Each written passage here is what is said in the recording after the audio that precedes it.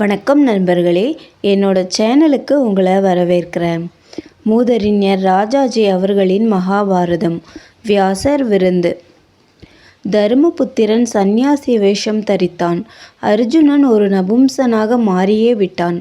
மற்றவர்களும் தோற்றம் மாறி யாரும் கண்டுகொள்ளாதவாறு ஆனார்கள். உருவம் மாறி இருந்தாலும் அவர்களுக்கு இயற்கையான வசீகர தோற்றமும் தேஜஸும் பழையபடி இருந்தன. ஆகையால் விராடராஜனிடம் வேலையில் அமர்வதற்காக போன காலத்தில் இவர்கள் அரசு புரியும் யோக்கியதை படைத்தவர்களாக காணப்படுகிறார்கள். குற்றேவல் செய்ய தகுந்தவர்கள் அல்லர் என்று ஒவ்வொருவரையும் பற்றியும் எண்ணி வேலையில் அமர்த்தி கொள்ள விராடன் முதலில் தயங்கினான். ஆயினும் பாண்டவர்கள் வற்புறுத்தியதன் பேரில் தைரியம் கொண்டு சந்தோஷமாகவே அவர்கள் கேட்டுக்கொண்டே பணிவிடை ஸ்தானங்களில் அவர்களை அமைத்தான். யுதிஷ்டிரன் விராடராஜனுக்கு ஆஸ்தான தோழனாக இருந்து கொண்டு அவனுடன் சொக்கட்டான் ஆடிக்கொண்டு காலம் கழித்து வந்தான். பீமன் மடைப்பள்ளி தலைவனாக வேலை செய்து வந்தான். அவ்வப்போது பிரசித்தி பெற்ற மல்லர்களுடன் குஸ்தி பிடித்தும் துஷ்ட மிருகங்களை சமாளித்தும் அரசனை மகிழ்வித்து வந்தான். அர்ஜுனன் பிருகுநலை என்கின்ற பெயருடன் அந்தப்புற பெண்களுக்கு, முக்கியமாக விராடன் மகள் உத்திரைக்கும் அவளுடைய தோழிகளுக்கும் வேலைக்காரர்களுக்கும் நிருத்தியமும் கானமும் வாத்தியங்கள் வாசிக்கவும் கற்பித்து வந்தான். நகுலன் குதிரைகளை பழக்குவதிலும் அடக்குவதிலும் அவற்றின் நோய்களுக்கு சிகிச்சை செய்வதிலும் பாதுகாப்பதிலும் மிகுந்த திறமை காட்டி விராடனுக்கு சேவை செய்து வந்தான்.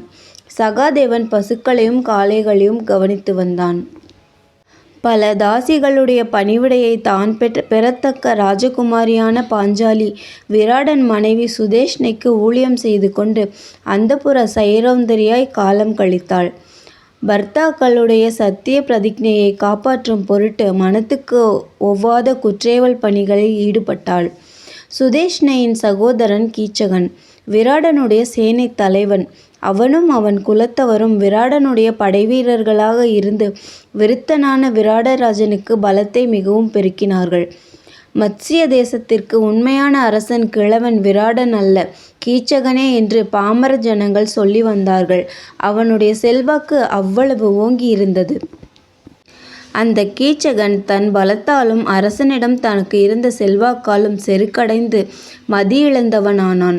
திரௌபதியை கண்டது முதற்கொண்டு காம விகாரமடைந்து இவள் ஒரு வேலைக்காரிதானே, இவளை எளிதில் அடையலாம் என்று எண்ணி பல தடவை முயற்சி செய்தான். சுதேஷ்ணையிடமாவது மற்றவர்களிடமாவது இதை பற்றி சொல்லிக்கொள்ள திரௌபதி கூச்சப்பட்டாள். தன்னை யாராவது அவமதித்தால் அவர்களை தன்னுடைய பதிகளான கந்தர்வர்கள் இரகசியமாய் வதம் செய்து விடுவார்கள் என்று சொல்லி கொண்டு வந்தாள். அவளுடைய ஒழுக்கத்தையும் தேஜஸையும் பார்த்து கந்தர்வர்களை பற்றி அவள் சொன்னதை எல்லோரும் நம்பி வந்தார்கள். ஆனால் கீச்சகன் கந்தர்வர்களை பொருட்படுத்தவில்லை. பல தடவை திரௌபதியை அவன் அடைய முயன்று பயன்பெறாமல் கடைசியில் தன்னுடைய சகோதரி சுதேஷ்ணையிடம் விஷயத்தை தெரிவித்தான். உன்னுடைய சைரந்தரியை பார்த்து முதல் எனக்கு தூக்கமில்லை, சுகமில்லை. அவளை எப்படியாவது என்னிடம் நீ சேர்ப்பிக்க வேண்டும் என்று சகோதரியை கெஞ்சினான். சொல்ல வேண்டிய புத்திமதியும் நல்ல வார்த்தைகளும் அவள் எவ்வளவோ சொல்லி பார்த்தாள். கீச்சகன் கேட்கவில்லை. முடிவில் சுதேஷ்ணை கீச்சகன் சொன்னதை ஒப்புக்கொண்டாள். இருவருமாக யுக்தி செய்து திரௌபதியை வலையில் சிக்க வைக்க தீர்மானித்தார்கள். ஒரு நாள் இரவில் கீச்சகனுடைய வீட்டில் விசேஷமான பணியாரங்களும் மதுபானங்களும் தயார் செய்தனர். அந்த சமயம் சுதேஷ்ணை சைரந்தரையை கூப்பிட்டு, நீ தம்பி கீச்சகன் வீட்டுக்கு போய் இன்று அங்கே பக்குவமாய் இருக்கும் மதுபானத்தை இந்த பாத்திரம் நிறைய வாங்கி வா என்று கூறி ஒரு அழகிய பொன்கலத்தை அவளிடம் கொடுத்தாள். நான் இந்த நேரத்தில் கீச்சகன் வீட்டுக்கு தனியாக போக மாட்டேன். எனக்கு பயமாக இருக்கிறது. வேறு யாரையாவது அனுப்புங்கள்.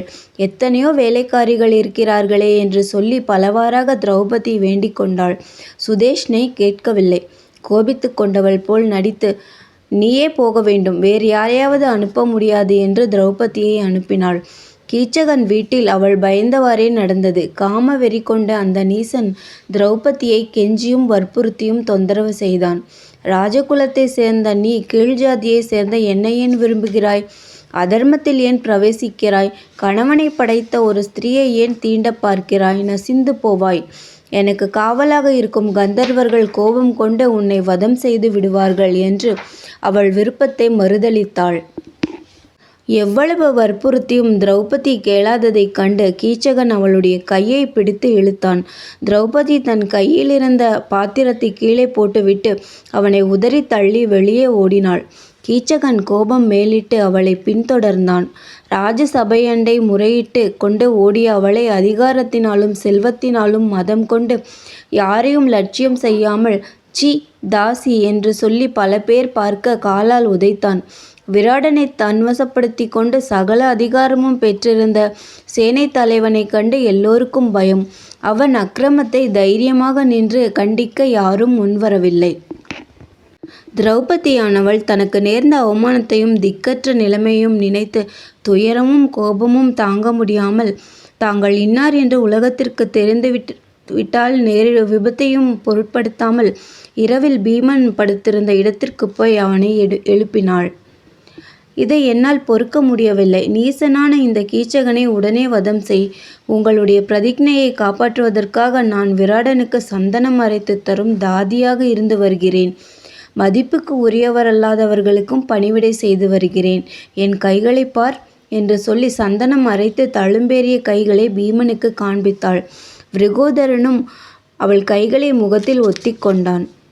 அவளுடைய கண்ணீரை துடைத்துவிட்டு, கல்யாணி, நான் இனி யுதிஷ்டனுடைய பிரதிஜையையும் அனுசரிக்க மாட்டேன். தனஞ்சயனுடைய யோசனையும் கவனிக்க மாட்டேன். நீ என்ன சொல்லுகிறாயோ அதை செய்வேன். கீச்சகனை அவன் சகல பந்துக்களோடும் இப்போதே கொல்லுவேன் என்று எழுந்தான். பிறகு திரௌபதி அவசரப்பட வேண்டாம் என்று பீமனை எச்சரிக்கை செய்து தடுத்தாள். இருவரும் ஒரு யோசனை செய்து முடித்தார்கள். கீச்சகனை ஏமாற்றி இரவில் தனியாக நடனசாலையில் யாருமில்லாத இடத்திற்கு வர சொல்லி அவனை அங்கேயே வதம் செய்து விடுவதென்று தீர்மானித்தார்கள். மறுநாள் விடிந்ததும் கீச்சகன் திரௌபதியை பார்த்து, சைரந்தரி, அரசனுக்கு எதிரில் உன்னை நான் கீழே தள்ளி காலால் உதைத்தேன். உனக்கு ஒரு ராட்சசனும் முன்வரவில்லை. பெயருக்கு மாத்திரம் இந்த விராடன் மத்ஸ்ய தேசத்து அரசன். உண்மையில் சேனாதிபதியாகிய நான் தான் அரசன் என்று அறிவாய். என்னை சுகமாக வந்து அடை. நீ மகாராணியைப் போல எல்லா போகங்களையும் அடைவாய். உனக்கு நான் தாசனாக இருப்பேன் என்று மறுபடியும் காமதூரனாகி வற்புறுத்தினான். திரௌபதி அவனுக்கு இணங்கிவிட்டதாக காட்டிக்கொண்டு, கீச்சகா, நான் சொல்லுகிற வார்த்தையை உண்மையாக நம்பு. என்னுடன் நீ சேர்வது உன்னுடைய தோழர்களுக்காவது சகோதரர்களுக்காவது அறியக்கூடாது. நான் பழிக்கு பயந்தவள். யாருக்கும் தெரியாமல் இரகசியத்தை காப்பாற்றுவதாக சபதம் செய்தாயானால் உனக்கு நான் வசப்படுவேன் என்றாள். கீச்சகன் மகிழ்ச்சி பரவசமாகிவிட்டான். அவள் இருக்கும் வீட்டுக்கு தனியாக தான் வருவதாக ஒப்புக்கொண்டான். நடனசாலையில் பகலில் பெண்கள் நர்த்தனம் பழகுகிறார்கள். இரவில் அவர்கள் இருக்கும் இடத்திற்கு போய்விடுகிறார்கள். அங்கே யாரும் இருக்க மாட்டார்கள். இரவு அந்த இடத்திற்கு வந்து சேர். நான் கதவுகளை திறந்து வைத்து அங்கேயே படுத்திருப்பேன். அவ்விடத்தில் நான் உனக்கு உடன்பட்டவளாவேன் என்றாள் திரௌபதி. கீச்சகன் ஆனந்தத்தில் மூழ்கினான். அன்றிரவு ஸ்நானம் செய்து நிறைய அலங்காரங்கள் செய்து கொண்டு கதவை தாழ்பால் போடாமல் திறந்து வைக்கப்பட்டிருந்த நர்த்தன சாலைக்குள் யாருக்கும் தெரியாமல் மெதுவாக பிரவேசித்தான். ஒரு கட்டிலில் யாரோ படுத்திருப்பதாக காணப்பட்டது. இது சௌரந்தரியாகத்தான் இருக்க வேண்டும் என்று எண்ணினான். கட்டிலண்டை இருட்டில் சென்றான். கட்டிலின் மேல் மெல்லிய ஒரு வெண்பட்டு வஸ்திரம் தரித்து கொண்டு படுத்திருந்த பீமசேனனை சைரந்தரி என்று எண்ணி கையால் மெதுவாக தொட்டான்.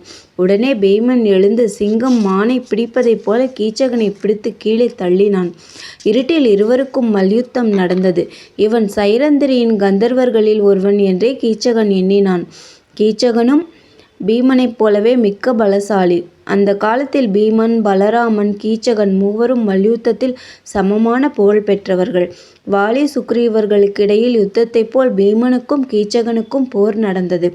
முடிவில் பீமன் கீச்சகனை கொன்று அவன் உடலை கசக்கி ஒரே உருண்டை பிண்டமாக்கிவிட்டு திரௌபதியிடம் விடை பெற்று கொண்டு விரைவாக மடப்பள்ளிக்கு சென்று ஸ்நானம் செய்து சந்தனம் பூசிக்கொண்டு திருப்தியுடன் படுத்துக்கொண்டான். திரௌபதி நர்த்தன சபை காவலாளிகளை எழுப்பி, கீச்சகன் என்னை இம்சிக்க வந்தான். என்னுடைய நாதர்களான கந்தர்வர்கள் கீச்சகனை வதம் செய்து விட்டார்கள். அதர்ம வழியில் ஆசை கொண்ட உங்கள் சேனாதிபதி கந்தர்வர்களால் கொல்லப்பட்டு இறந்து கிடப்பதை பாருங்கள் என்று சொல்லி உருவம் தெரியாத சவமாக கிடக்கும் கீச்சகனை காண்பித்தாள். நன்றி. மீண்டும் அடுத்த அத்தியாயத்தில் சந்திப்போம்.